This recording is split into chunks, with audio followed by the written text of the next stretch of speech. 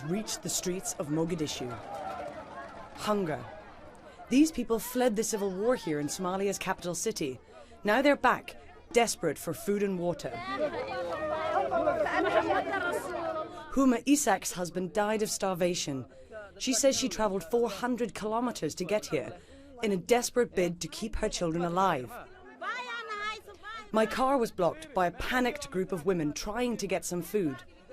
Please help us, this woman shouts. I am sick. But there is little help for the thousands who've come here. The weak transitional federal government controls only part of the capital and has been fighting the Al-Qaeda-linked group Al-Shabaab for years. Al-Shabaab controls most of central and southern Somalia and in the past banned foreign aid agencies from working here.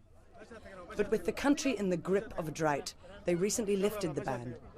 Still, aid agencies are wary of the risks of working in this dangerous country, leaving these people trapped, too weak and poor to make it to the UN camps in neighbouring Kenya.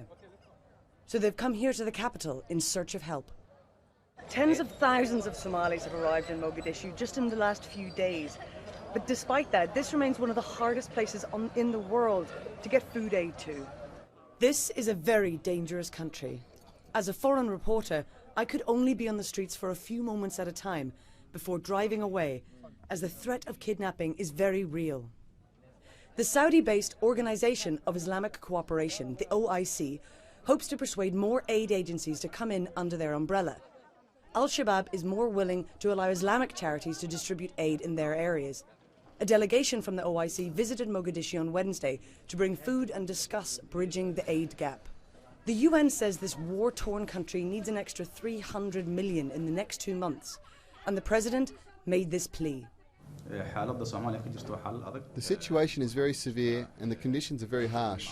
We are requesting that the international community assist the Somalis, those within Somalia and the borders. We urgently request quick help.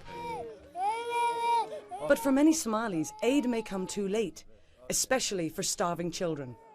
Amina is 6 months old and suffering from severe malnutrition. Next to her is Bakr, a 2-year-old boy too weak to stand. And the queue grows longer every day as the desperate come to the capital in search of help. Jane Ferguson for CNN, Mogadishu, Somalia.